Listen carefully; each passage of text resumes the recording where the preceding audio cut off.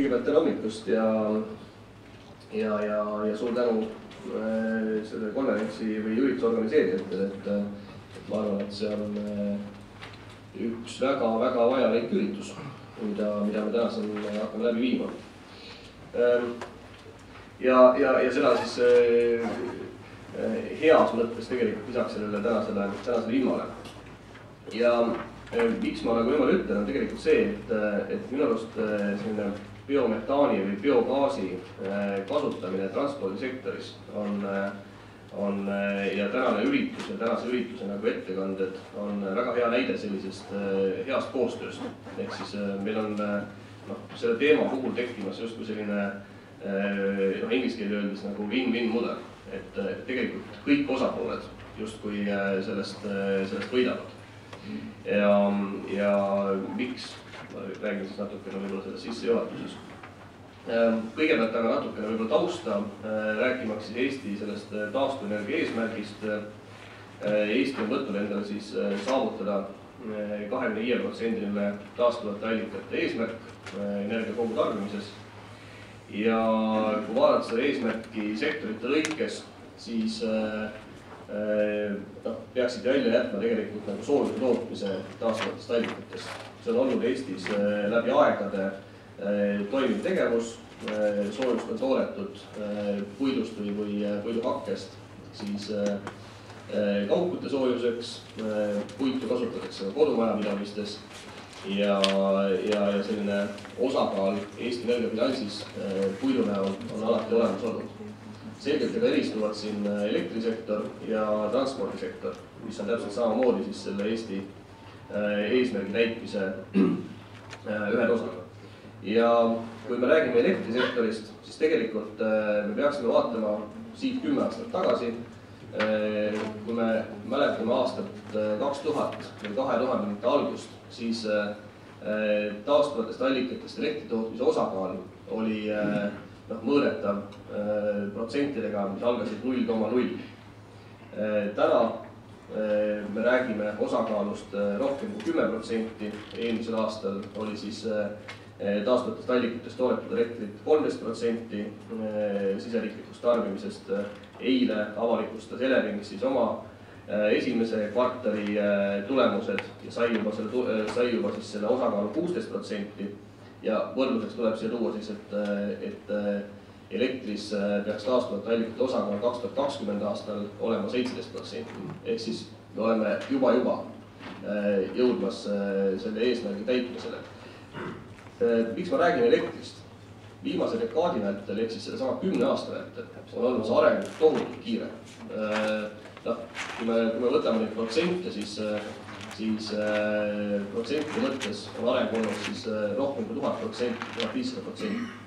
Et Eesti on kindlasti üks eesrindlikumaid riike siin, teisest küljest jällegi liiga kiire areng tekitab ka omasuguseid probleeme. Ja miks ma elektrist räägin, on see, et kui me transpordikütuste puhul, taastuvate transpordikütuste puhul oleme selle tee alguses, see osakaal on praktiliselt nullilähedane, siis võib arvata, et 10 aasta jooksul see osakaal tõuseb ja ta peab seda tegema suuresti riigi toel.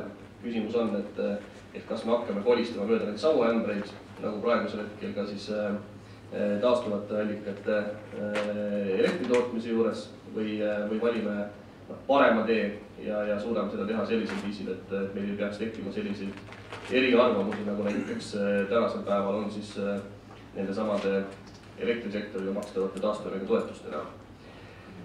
Ma usun, et see kindlasti on võimalik, et leida paremad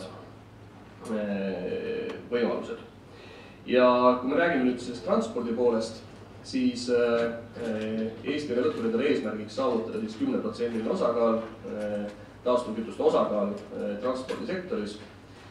Ja me tegelikult näeme, et olles täna praktiliselt nulli peal, siis sellised turupõhised mehhanismid või turupõhiselt ei ole need taastuvkütused transporti ikkagi välja jõudnud. Meil on olnud siin algatusi, eks ju, biodiisli tootmiseks, kasutamiseks. Kahjuks ei ole neist suurt midagi järgi jäänud. Ja ja ka muud teemad on ikkagi sellised, mis vajavad kas siis investeeringutoetust, mingisugust tegevustoetust, mida iganes. Kuidas siis edasi? Et kuidas me saavutame siis selle järele jäänud 7,5 aasta vältel siis selle 10% osakaalu? Majandus- ja Kommunikatsiooniministeerium on praegu muutmas siis vedelkütuse seadust ja mida me soovime seal teha, on siis see, et vastavalt standarditele on võimalik lisada siis transpordikütustele, siis diislile ja bensiinile siis teatud osakaal bioloogilist päritolu kütust. Ja läbi selle tegelikult sellise kohustuse tekitamise siis jaemüügikettidele või maaletoojatele, kütuste maaletoojatele on võimalik saavutada circa 5% taastuvate allikate osakaal siis transpordikütustes. Ja see tundub olevat suhteliselt lihtne meede, tegelikult rafineerimistehased juba täna sellist biokütuse lisandiga transpordikütust toodavad ja pigem on see kaalukaus kaldunud nagu teistpidi, et enam ei taheta toota siis seda tavalist või ilma lisandite kütust.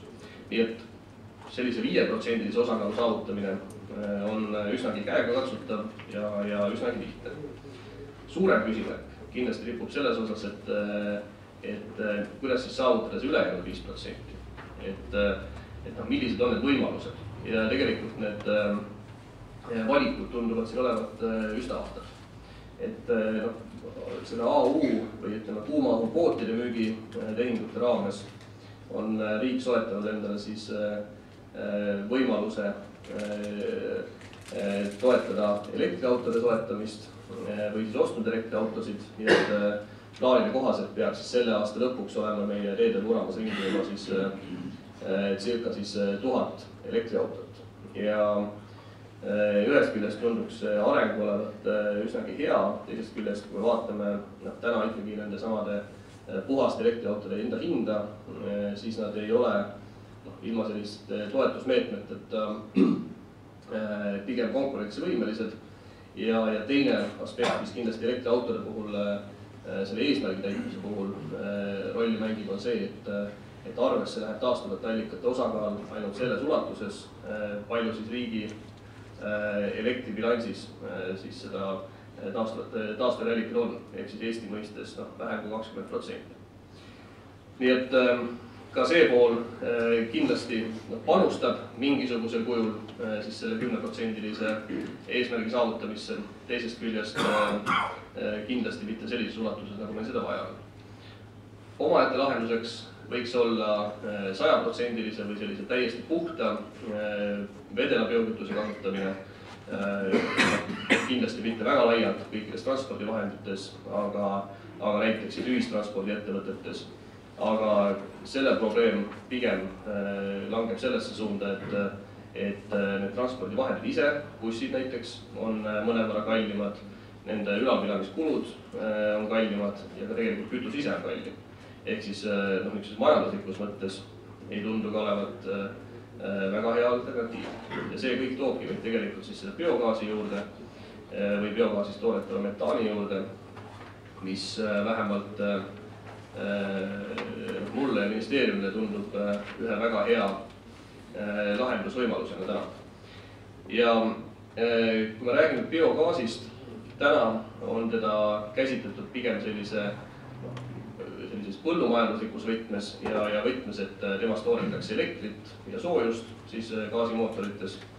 Aga kui me vaatame neid reaalseid projekte, mis Eestis on senimaani siis kas tehtud või arendamisel, siis kahjuks ütleme, riigi või ühiskonna poole pealt vaadates on nad suhteliselt kallid projektid. Nad vajavad investeeringutoetust, samuti nad vajavad tegevustoetust taastuvenergia toetuse näol ja endiselt selline projektide realiseerimise risk on väga kõrge ja ei ole näha, et neid oleks tegelikult väga sellises suures ulatuses meil tekkinud.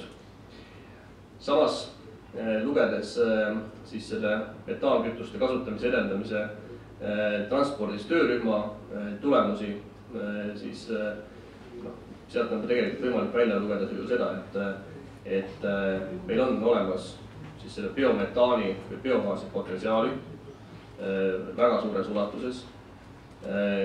Selle hind, potentsiaalne tootmise oma hind on täiesti konkurentsivõimeline ilma siis mingisuguste väga suurte täiendavate subsiidiumiteta, vähemalt võrreldes siis elektri tootmisega.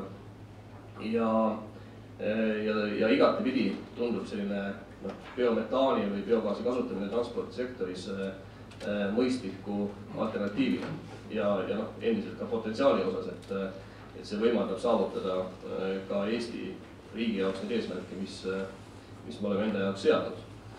Ja kumab läbi sellest siis ka see majanduslik mõttekus.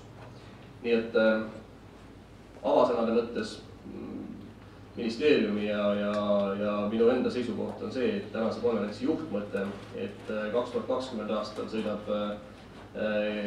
10% Eesti transpordist ringi Eestis toodetud biometaankütusega on igati teostatav. Ja mis puudutab ministeeriumi tegevust, siis kindlasti Majandus- ja Kommunikatsiooniministeerium proovib olla selles protsessis, et see nii juhtuks aktiivne osaline nii õigusloome näol kui ka siis alates 2014 planeeritavate struktuurivahendite kasutamise näol. Et soovin teile head konverentsi. Aitäh!